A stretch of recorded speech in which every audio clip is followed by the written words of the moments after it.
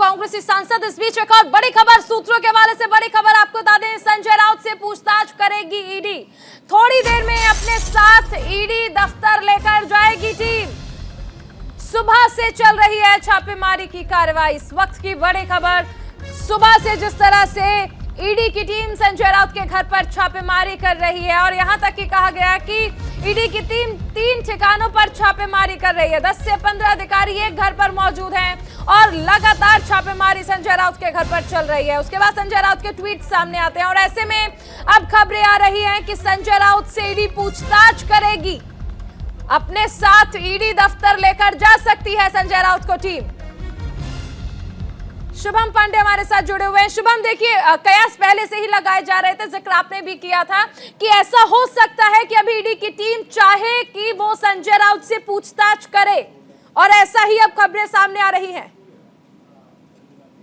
बिल्कुल, जिस तरह से हमने पहले जिक्र किया था कि संजय राउत से अगर पूछताछ यहाँ सही तरीके से नहीं हो पाती है तो ईडी के अधिकारी संजय राउत को अपने साथ ईडी दफ्तर ले जा सकते हैं, क्योंकि संजय राउत के घर के बाहर माहौल अब जो है पूरी तरह से बिगड़ते हुए जाते दिखाई दे रहा है। जिस तरह से शिवसैनिक वहां पर लगातार प्रदर्शन कर रहे हैं, इसकी वजह से ईडी ने मुंबई पुलिस के अतिरिक्त जवानों की मदद ली है, साथ ही जो सीआरपीएफ के अतिरिक्त जवानों को बुलाया गया ताकि जब संजय राउत को यहाँ से ले जाया जाए तो कोई हंगामा न हो, कोई बवाल न मचे। इस वजह से संजय राउत को अब ईडी दफ्तर, जो मुंबई के बलाड स्टेट इलाके में ईडी कार्यालय है, दक्षिण मुंबई में कार्यालय, वहां ले जाया जाएगा। वहां पर जो है संजय राउत से पूछताछ की जाएगी। लेकिन जो कार्यकर्ता हैं उन्हें यह भनक लग चुकी है और जगह जगह अलग अलग जो कट्टर शिवसैनिक है, जो उद्धव गुट के शामिल जो शिवसैनिक है, वो अब ईडी दफ्तर की तरफ जो है निकलने शुरू हो चुके हैं। तो कहीं न कहीं आज का दिन संजय राउत के लिए बेहद भारी होने वाला है। अब देखना ये होगा कि संजय राउत के साथ साथ क्या किसी और को भी अपने साथ ले जाया जा सकता है, क्योंकि संजय राउत के अलावा वर्षा राउत, उनकी पत्नी,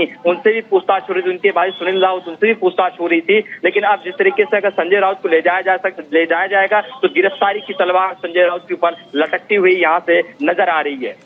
देखिए, सबसे अहम चीज है शुभम, जब अपने ट्वीट के जरिए संजय राउत कहते हैं कि मैं डरने वाला नहीं हूं, सत्य के साथ खड़ा हूं, ऐसे में जब वो ये कहते हैं कि मैं डरने वाला नहीं हूं और अगर डर नहीं था तो क्यों पेश नहीं हो रहे थे, जबकि वो बहुत अच्छी तरह जानते थे कि अगर कॉपरेट नहीं करेंगे तो जरूरी है कि उनके खिलाफ ये नेगेटिव जा सकता है। लेकिन इस नेगेटिव नैरेटिव को भी नहीं समझ पाए संजय।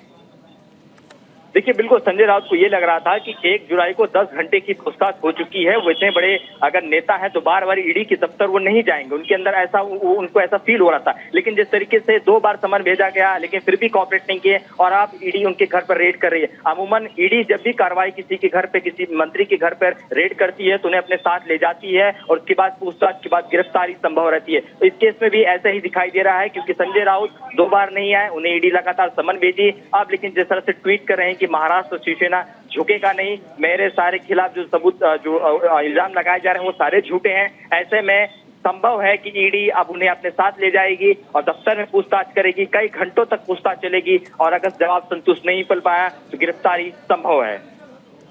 बिल्कुल शुभम, ये भी समझना चाहेंगे कि अभी फिलहाल क्योंकि कहा जा रहा था कि लगभग 3 टीमें हैं जो संजय राउत के यहाँ पर छापेमारी कर रही हैं और अलग अलग जगह पर छापेमारी चल रही है, इसको लेकर क्या अपडेट है फिलहाल?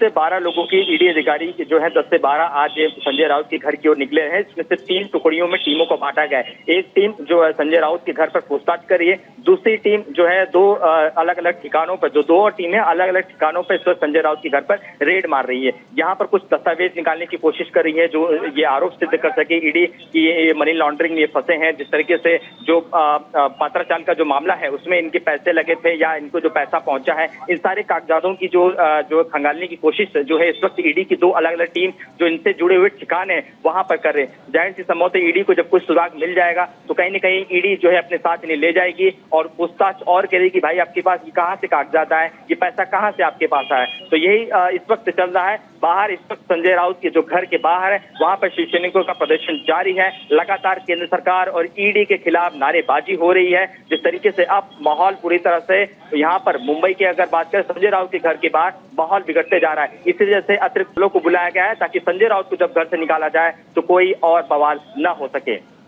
शुभम, लेकिन ऐसा लगता है कि मानो शिव सैनिक जो एक वक्त सच की शपथ खाते थे, बाला साहिब ठाकरे की कस्में खाई जाती थी, जो कि आज संजय राउत भी खा रहे हैं। लेकिन ऐसे में सबसे अहम चीज है कि आप देखिए कि शिवसेना अक्सर ऐसी चीजों का विरोध करती आई है। अब से पहले जब सरकार गिरी तब तोड़फोड़ की तस्वीरें हमने देखी और अराजकता भी हमने देखी शिव सैनिकों की। ऐसे में एक बार फिर से पूछताछ का विरोध कर रहे हैं। इसको लेकर सुरक्षा के क्या इंतजाम किए हैं? क्योंकि पिछली बार की जो तस्वीरें देखी और अब से पहले जो तस्वीरें देखी गई हैं, उसके बाद सुरक्षा बढ़ाना जरूरी हो जाता है।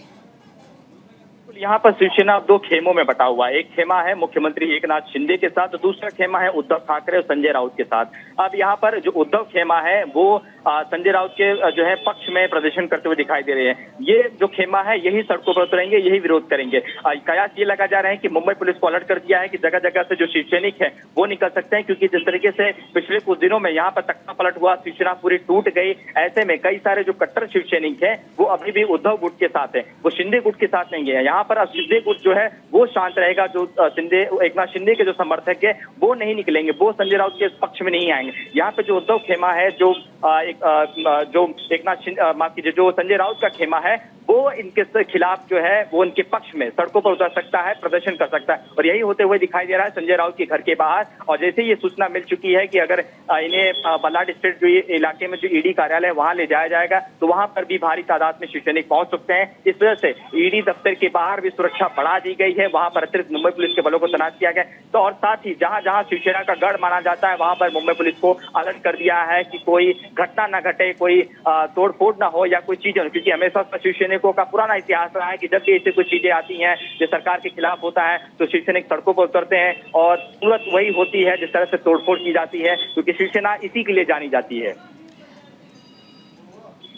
शुभम, अगर हम इस कार्रवाई को लेकर बात करें तो जिस तरह खबरें आ रही हैं कि ईडी दफ्तर लेकर जाया जा सकता है संजय राउत को, ऐसे में अभी इसके बाद क्या लगता है आज कितने घंटे की पूछताछ संभव है? हालांकि देखिए जब ऐसी पूछताछ होती है तो कुछ भी कहना बहुत जल्दबाजी होती है, लेकिन हम देख चुके हैं कि कई घंटे की छापेमारी का दौर खत्म हो चुका है।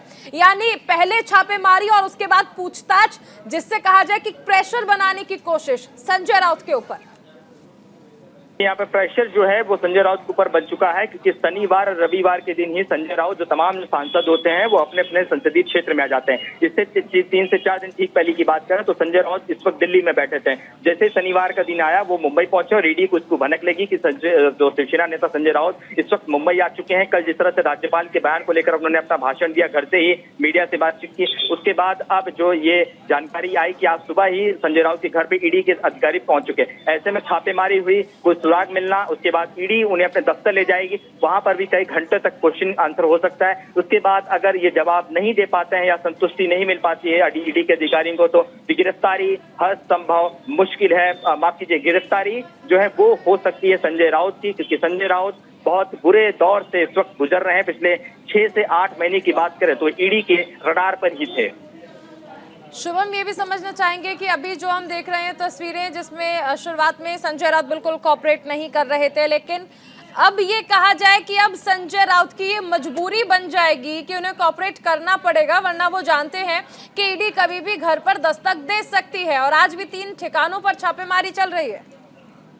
संजय राउत को यह एहसास हो चुका है कि अब अगर वो कोऑपरेट नहीं करेंगे तो गिरफ्तारी की तलवार लटकेगी। अगर सीधे सीधे ठीक सवालों का जवाब दे दिया जो ईडी के अधिकारी उनसे पूछते हैं तो ठीक है, संभव वहां पे शायद ईडी उन्हें छोड़ सकती है या फिर दोबारा क्वेश्चन आंसर के लिए बुला सकती है। लेकिन आज अगर संतुष्टि नहीं मिली ईडी के अधिकारियों को, जिस तरह से आज सुबह रेड हुई, अगर कोई इसमें सुराग मिल जाता है तो कहीं न कहीं गिरफ्तारी संजय राउत की मुश्किल जो है वो संभव नजर आती हुई दिखाई दे रही है। जिस तरीके से संजय राउत लगातार अब तक भाग रहे थे ईडी के सवालों के जवाबों से, 10 घंटे पूछताछ हो चुकी थी, तो संजय राउत को ऐसा लगा कि अब उन्हें जाने की जरूरत नहीं है, उनके वकील जो है वो हैंडल कर लेंगे। लेकिन अब उनके घर पर रेड पड़ना, घर पे ही पूछताछ होना, तो संजय राउत यहाँ से भाग नहीं सकते हैं। और अब संजय राउत को यहाँ से लेकर जाया जा सकता है ईडी दफ्तर, वहां पर ठीक से और आसान तरीकों से वहां पर उनसे सवाल जवाब किया जा सकता है। बिल्कुल, बहुत शुक्रिया शुभम इस तमाम जानकारी के लिए। तो लगातार छापेमारी जो है वो चल रही है और इस बीच खबरें ये भी आ रही हैं कि संजय राउत को अपने साथ ईडी अपने दफ्तर लेकर जा सकती है। यानी अब तक संजय राउत जो समझ रहे थे कि वो ईडी को अपने इशारों पर चला सकते हैं, उनकी इस गलतफहमी को फिलहाल ईडी ने खत्म कर दिया है। जब ईडी सुबह ही संजय राउत के घर पर छापेमारी के लिए पहुंच गई। जैसे ईडी को खबर मिली कि संजय राउत मुंबई में अपने घर पर मौजूद हैं, तुरंत ही ईडी के ऑफिसर्स ने छापेमारी की कार्रवाई करते हुए संजय राउत के घर पर पहुंचने का सिलसिला जो था वो शुरू कर दिया था। उसके बाद 3 ठिकानों पर यह छापेमारी चल रही है। ऐसे में संजय राउत से अभी पूछताछ बाकी है, यानी कुल मिलाकर दबाव जो है अब वो संजय राउत पर बढ़ गया है, क्योंकि पहले छापेमारी और उसके बाद ये पूछताछ, कहीं ना कहीं एक दबाव जरूर रहेगा कि ईडी को कौन कौन से तथ्य नजर आए होंगे छापेमारी के दौरान जिनको लेकर पूछताछ कर सकती है ईडी संजय राउत से।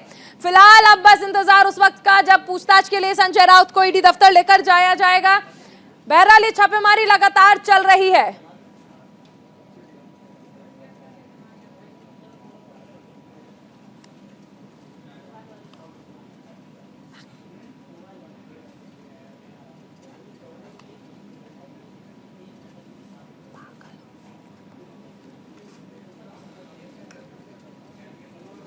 संजय राउत ने ट्वीट भी किया और कहा कि मैं झुकने वाला नहीं हूं, झूठी कार्रवाई है, झूठे सबूत है, मैंने कोई घोटाला नहीं किया है, सत्य के साथ खड़ा हूं। लेकिन अगर सत्य के साथ थे संजय राउत तो फिर क्यों पेश नहीं हुए थे ईडी के दफ्तर में?